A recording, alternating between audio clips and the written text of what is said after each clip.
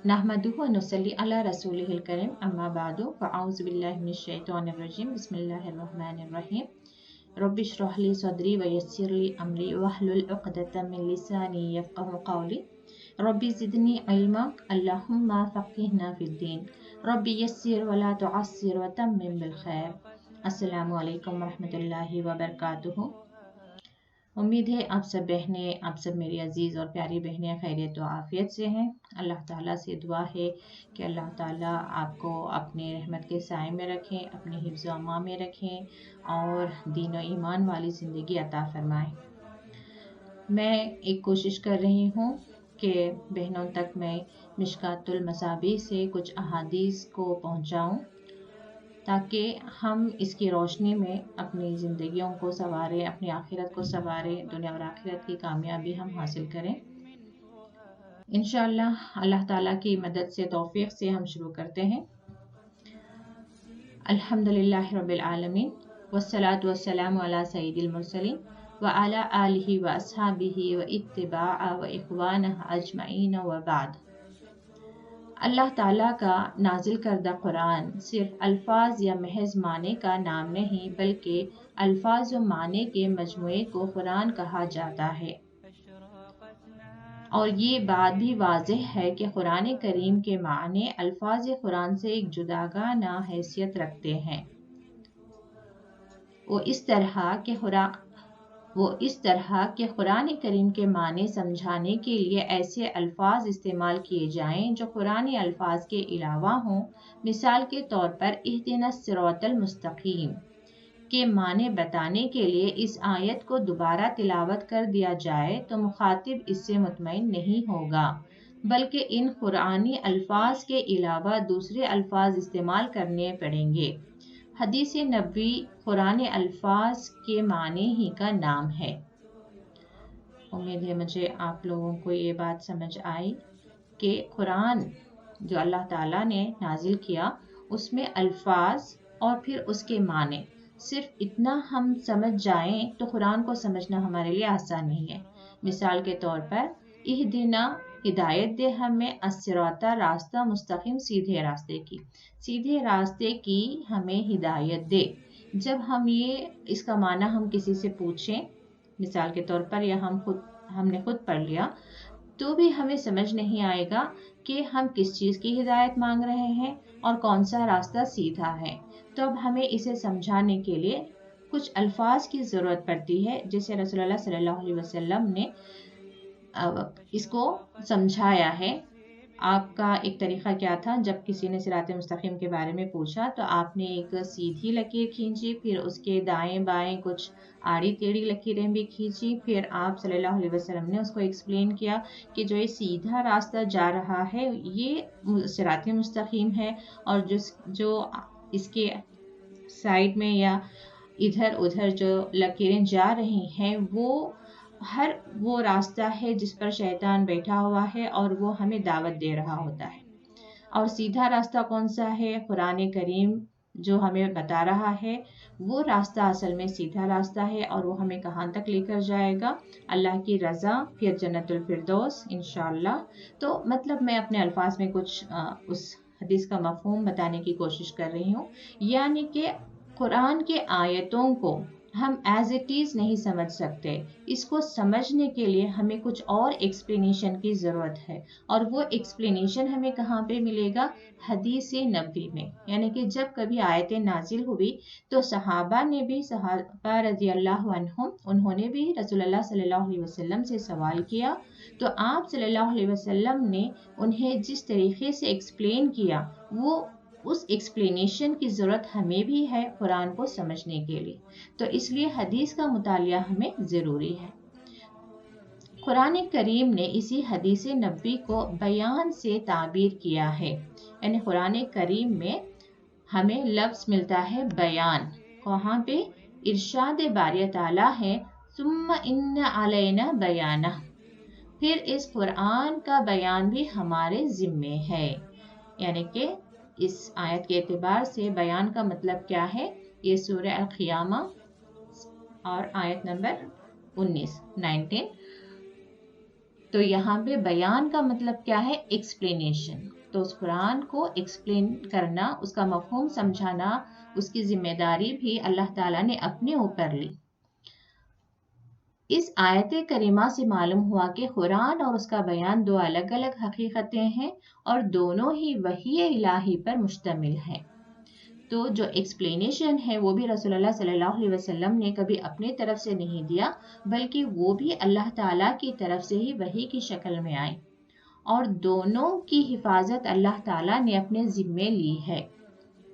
تو یہ important point ہے کہ اللہ تعالیٰ نے نہ صرف قرآن بلکہ قرآن کے مفہوم کو سمجھانے کے لیے رسول اللہ صلی اللہ علیہ وسلم کی طرف جو بھی وحی نازل ہوئی، اور اسے جب کبھی رسول اللہ صلی اللہ علیہ وسلم نے اس سے ارشاد فرمایا ہے تو اسے بھی محفوظ کیا گیا ہے، اور یہ حفاظت کی ذمہ داری اللہ تعالیٰ نے خود اپنے اوپر لی ہے.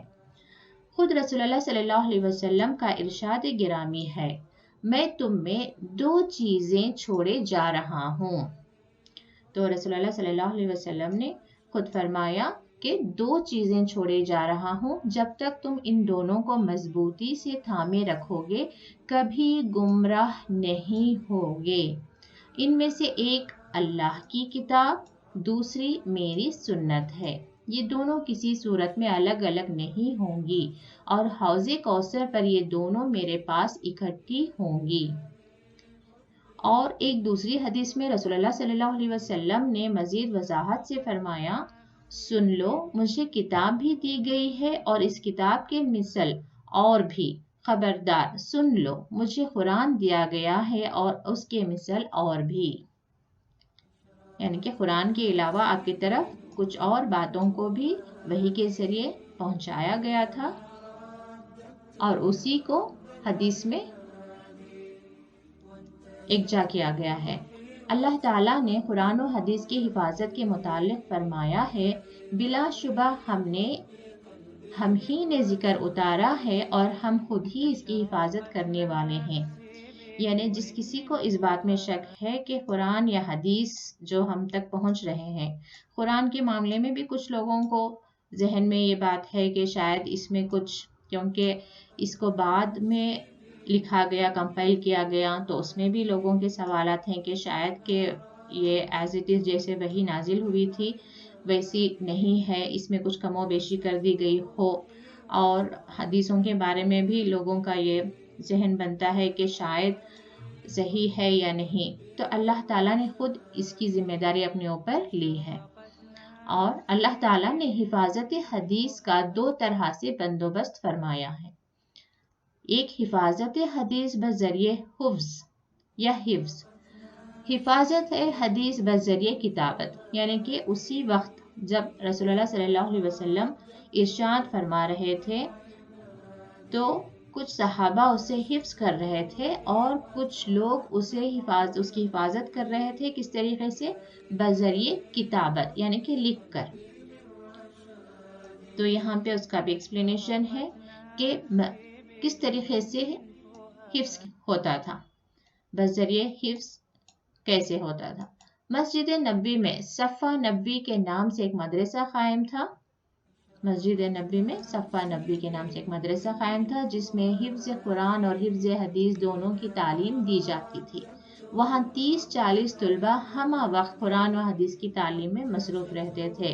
رسول اللہ صلی اللہ علیہ وسلم نے ہر اس شخص کے لیے دعا فرمائی جو حدیث کو حفظ کرتا اور اسے آگے منتقل کرتا ہے.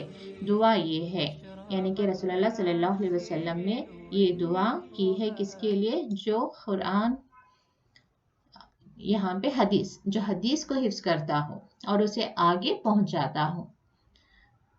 اللہ اس شخص کو تر و تازہ رکھے جس نے ہم سے حدیث کو سنا، پھر اسی طرح اسے آگے پہنچا دیا جس طرح اس نے سنا تھا. اکثر ایسا ہوتا ہے کہ جسے حدیث پہنچائی جاتی ہے وہ اسے پہنچانے والے سے زیادہ محفوظ کرنے والا ہوتا ہے. تو اللہ تعالیٰ اور اللہ کے رسول نے اسی وقت اس کا انتظام کر دیا تھا کہ جو کچھ بھی وحی کے ذریعے اپنے بندوں کے لیے اللہ تعالیٰ نے ہدایت پہنچائی ہے، وہ ہدایت آگے تک پہنچتی رہے تاکہ اس کے بندے ہدایت یافتہ ہوتے رہیں۔ تو اس لیے ہر شخص کی، ہر مسلمان کی ذمہ داری ہے کہ وہ علم حاصل کرتا رہے اور جو کچھ وہ علم حاصل کر رہا ہے آگے تک پہنچائے، تاکہ خود بھی راہ راست پر آ جائے اور آنے والی نسل بھی راہ راست پر رہے۔ تو ہمارے ذمہ ہے کہ ہم حدیث کا کچھ حصہ، کچھ احادیث ہم پڑھتے رہیں اور اسے ہم زیادہ دور نہیں تو کم از کم ہمارے اپنے گھروں میں اس کی تعلیم و تربیت ہو۔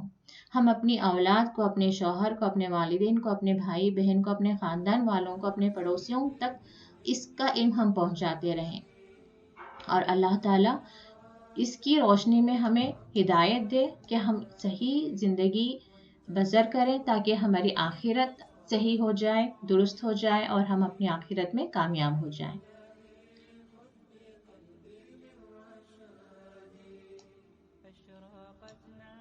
اور حفاظت حدیث بذریعے کتابت، کتابت یعنی لکھ کر، تو اسی وقت جو ہے میری طرف سے کچھ نہ لکھو، اور جس نے قرآن کے سوا کچھ لکھا ہو تو وہ اسے مٹا دے۔ یعنی کہ کچھ منکرین حدیث جو حدیث کا انکار کرتے ہیں وہ اس حدیث کا کوٹ کرتے ہیں کہ رسول اللہ صلی اللہ علیہ وسلم نے فرمایا کہ میری طرف سے کچھ نہ لکھو، یعنی کہ قرآن کے سوا کچھ نہ لکھو۔ تو حدیث کو لکھنا منع ہے، منع کیا گیا تھا، پھر بھی لوگوں نے لکھا، تو جب رسول اللہ صلی اللہ علیہ وسلم کی اجازت ہی نہیں تھی تو کیوں لکھا؟ اس طرح کے کچھ سوالات آتے ہیں، اگر آپ تک بھی آتے ہیں تو اس کے لیے میں تھوڑے یہاں پر اس میں جو ایکسپلینیشن دیا گیا ہے میں اس کو بتا دیتی ہوں۔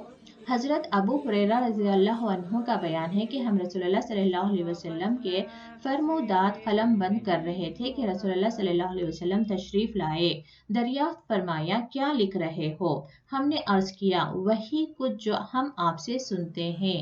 آپ صلی اللہ علیہ وسلم نے فرمایا کیا اللہ کی کتاب کے ساتھ کوئی اور کتاب بھی لکھی جا رہی ہے؟ اللہ کی کتاب کو علیحدہ کر لو اور اسے خالص رکھو۔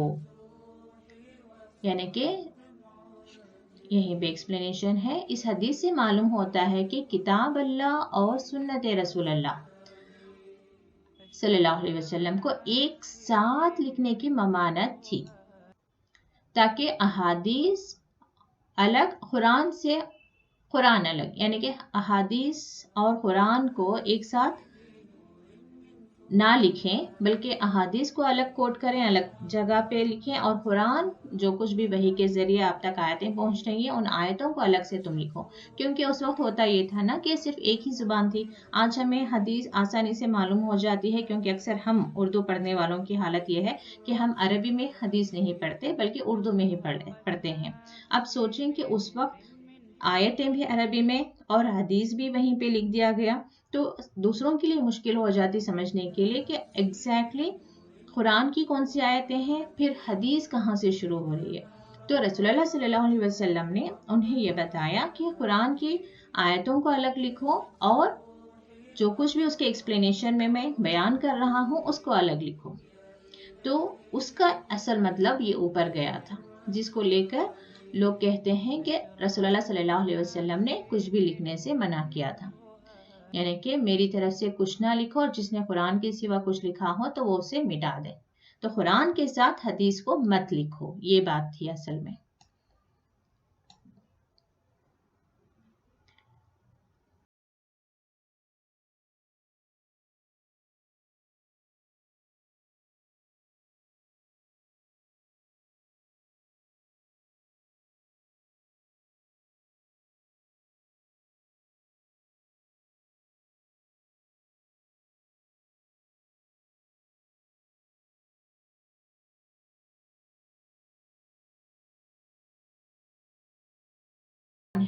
تم لکھو، میرے منہ سے حق کے سوا کچھ نہیں نکلتا۔ تو رسول اللہ صلی اللہ علیہ وسلم فرما رہے ہیں کہ تم لکھو، لکھنے کے لیے کہا جا رہا ہے، میرے منہ سے حق کے سوا، یعنی کہ وہی کچھ نکلتا ہے جو اللہ تعالیٰ کی طرف سے آپ تک وحی کے ذریعے پہنچتی ہے۔ تو अहादीस का इल्म अलग और कुरान का इल्म अलग नहीं है, और अहादीस के बगैर कुरान को समझना मुश्किल है। तो अल्लाह ताला ने खुद इसका इंतज़ाम कैसे कर दिया था। देखिए, हज़रत अबू हुरैरा रज़ी अल्लाह अन्हु और हज़रत अब्दुल्ला बिन उमरू रज़ी अल्लाह अन्हुमा के मुताल्लिक़ फरमाते हैं कि रसूलुल्लाह सल्लल्लाहु अलैहि वसल्लम के असहाब में मुझसे ज़्यादा किसी के पास अहादीस नहीं थे। कौन फरमा रहे हैं? हज़रत अबू हुरैरा, कि उनके पास सबसे ज़्यादा अहादीस थे। अलबत्ता हज़रत अब्दुल्ला बिन उमरू रज़ी अल्लाह अन्हु के पास मुझसे ज़्यादा अहादीस थी, क्योंकि वो लिखते थे, मैं उन्हें कलमबंद नहीं करता था। तो हज़रत अबू हुरैरा हिफ्ज़ किया करते थे और हज़रत अब्दुल्ला बिन उमरू ये किताबत करते थे, यानी कि लिख कर उसको हिफाजत करते थे। तो आपने जिस सहीफे में अहादीस कलमबंद की थी उसका नाम अस-सहीफा सादिक़ा। इस सहीफे में तकरीबन 1000 अहादीस थी। यानी कि यहाँ पे बताया जा रहा है कि हदीस को लेकर जिस किसी के भी दिल में शक व शुबा है, वो अपने उस शक व शुबा को बाहर निकाल दे और हदीस को पढ़ें, उसका इल्म हासिल करें और उस पर अमल की कोशिश करें, क्योंकि अल्लाह ताला ने खुद उसको उसकी हिफाजत की जिम्मे अपने ऊपर ली है। और इसमें बताया गया है, देखें,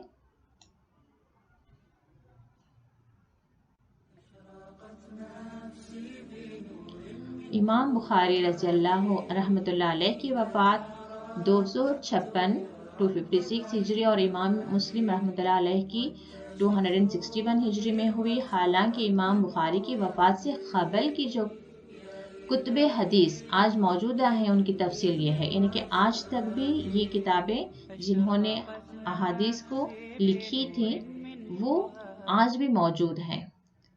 ये यहाँ पे कुछ नाम दिए गए हैं। तो हम तक जो अहादीस पहुँचे हैं और अल्लाह ताला ने हर वक्तन फ़वक्तन अल्लाह ने ये ज़िम्मे ली है कि जब कभी वीक अहादीस उसमें जमा हो गई तो किसी एक ऐसे आलिम को अल्लाह ताला ने ये तौफीक दी या किसी एक इंसान को चुना कि वो अहादीस का आलिम बने और वो उसमें से जो भी ज़ईफ़ हदीसें हैं, जो कमज़ोर हदीसें हैं, उसको वो अलग कर दे।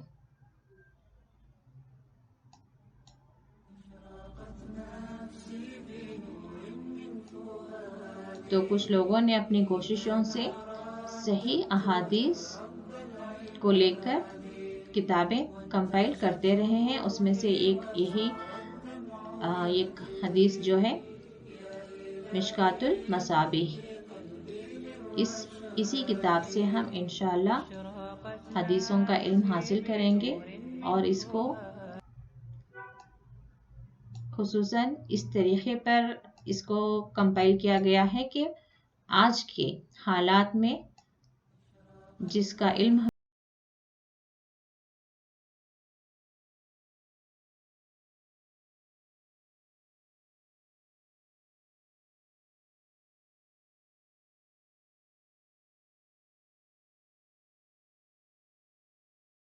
बहुत आसान हदीसें हैं। इसको अगर आप कोशिश करें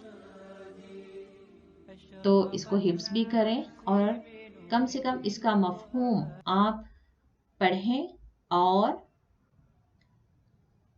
जो भी अपने फैमिली मेम्बर्स हैं, अपने फ्रेंड्स हैं, उन तक पहुंचाने की कोशिश करें। उसको या तो आप लिखें या हिफ्ज़ करें और दूसरों तक उसको ज़रूर पहुंचाएं। पहली हदीस हम पढ़ते हैं, बिस्मिल्लाहिर्रहमानिर्रहीम। उमर ख़त्ताब रज़ी अल्लाह अन्हु बयान करते हैं, रसूलुल्लाह सल्लल्लाहु अलैहि वसल्लम ने फरमाया, तमाम आमाल का दारो मदार नीयतों पर है। हर शख्स को वही कुछ मिलेगा जो उसने नीयत की।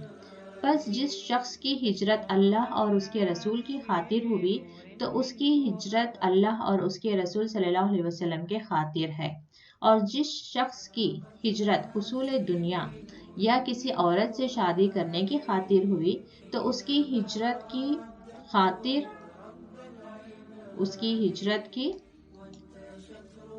उसकी खातिर है जिसकी खातिर उसने हिजरत की।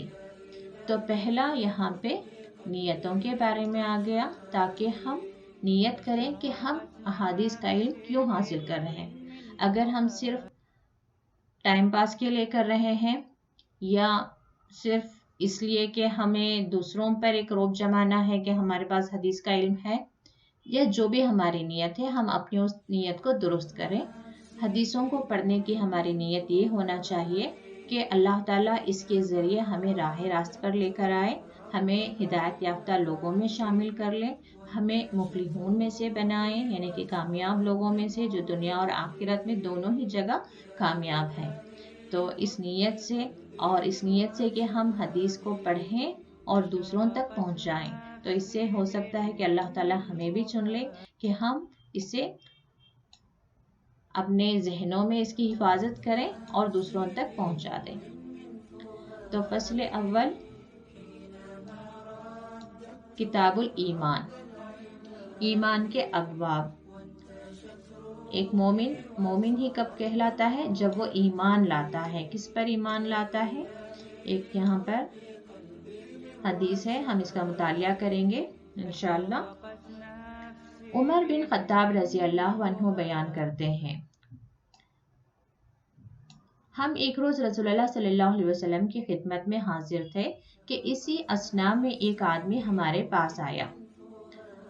असना यानी उसी दौरान, उसी वक्त में हमारे पास आया, जिसके कपड़े बहुत ही सफ़ेद और बाल इंतहाई सियाह थे। सियाह यानी काले।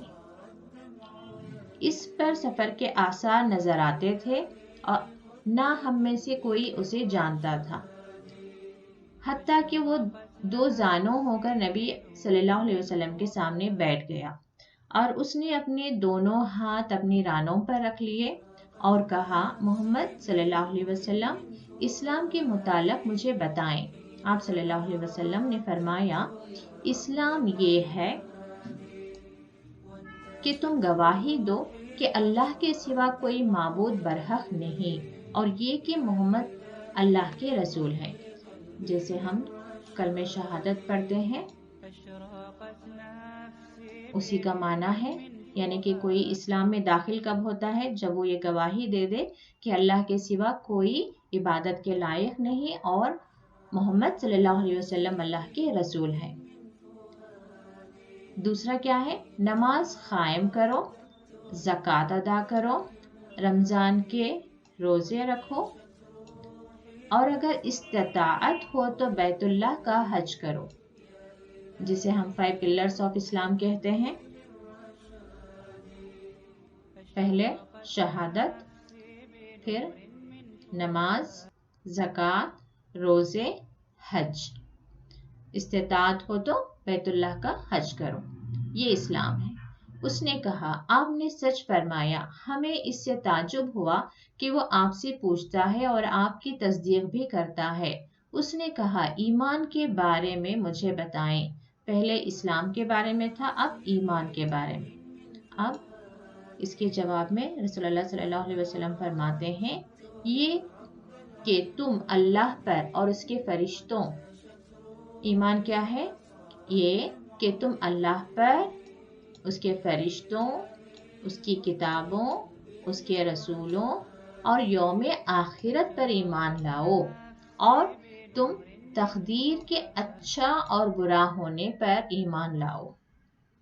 तो ईमान क्या है? अल्लाह पर, फरिश्तों पर, उसकी किताबों, उसके रसूलों और यौम आखिरत और तकदीर के अच्छा और बुरा होने पर ईमान लाओ।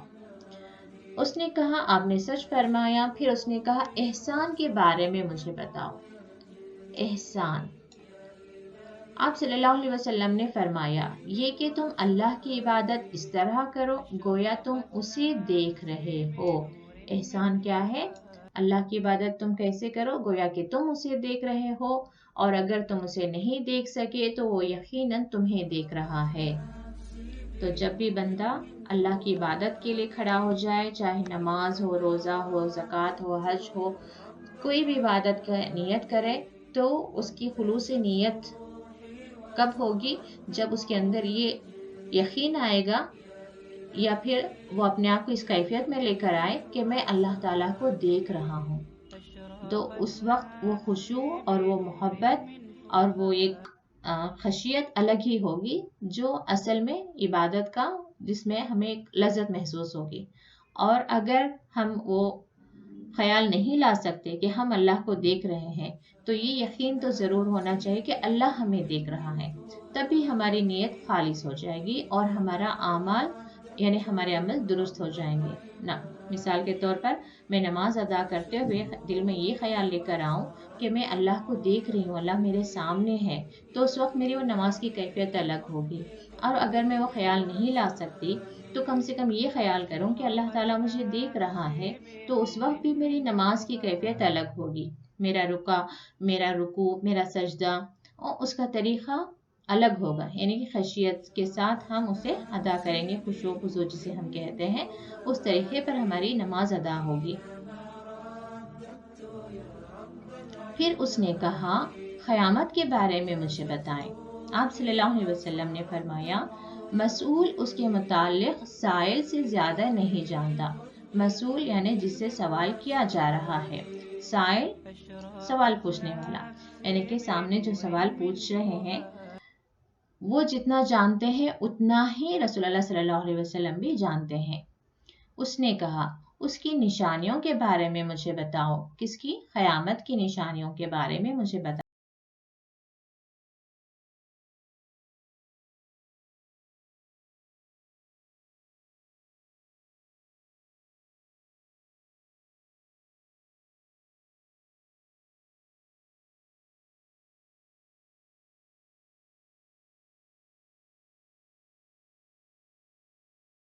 دست بکریوں کے چرواہوں کو بلند و بالا عمارتوں کی تعمیر اور ان پر فخر کرتے ہوئے دیکھو گے.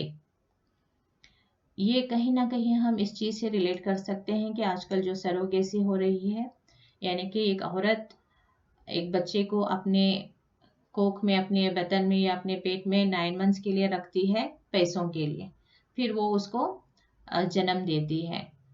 یعنی کہ وہ اصل میں اس کی ماں نہیں ہے، بلکہ اس کی ماں سے وہ پیسے لے کر وہ کام کر رہی ہوتی ہے. تو کہیں نہ کہیں وہ جس بچی کو جنم دے رہی ہے وہ بھی تو اس کی مالکہ ہی ہوئی نا. تو اس سینس میں بھی ہم لے سکتے ہیں. اور یہ بھی ہم دیکھ سکتے ہیں کہ جو چرواہے تھے آج وہاں پہ جو مڈل ایسٹ میں ہم دیکھتے ہیں بلند و بالا عمارتیں، تو یہ بھی قیامت کی نشانیوں میں سے ہے. عمر رضی اللہ عنہ نے فرمایا پھر وہ شخص چلا گیا، یعنی کہ جو سفید کپڑے اور سیاہ بال تھے جس کے، اور جو بیٹھ کر رسول اللہ صلی اللہ علیہ وسلم سے سوال کر رہے تھے، وہ وہاں سے چلا گیا. میں کچھ دیر ٹہرا، یعنی عمر رضی اللہ عنہ فرما رہے ہیں کہ وہ کچھ دیر ٹہرے. پھر آپ صلی اللہ علیہ وسلم نے مجھ سے پوچھا عمر کیا تم جانتے ہو سائل کون تھا؟ سائل مطلب سوال کرنے والا، یعنی کہ جو شخص اتنی دیر مجھ سے سوالات کر رہا تھا، کیا تم جانتے ہو وہ کون ہے؟ تو میں نے عرض کیا، یعنی عمر رضی اللہ عنہ نے عرض کیا اللہ اور اس کے رسول بہتر جانتے ہیں.